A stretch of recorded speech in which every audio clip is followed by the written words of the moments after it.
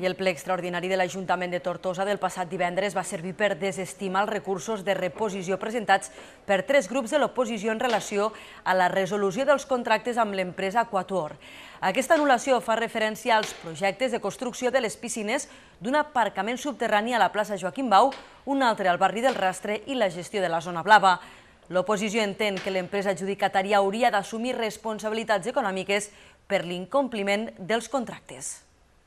Pel que fa a l'incompliment del contractista, que també ho diuen en algun moment alguns dels recursos, ens creiem que no ens trobem davant d'un cas d'incompliment culpós. Es tracta d'una resolució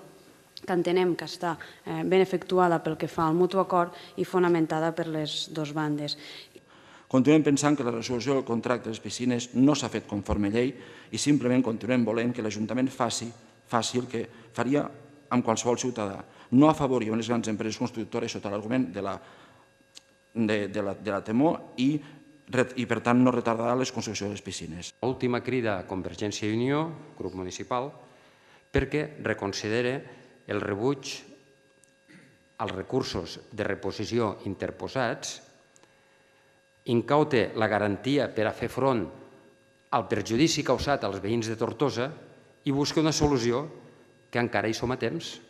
El nostre grup municipal i els recursos que han presentat diferents grups hem recordat que aquesta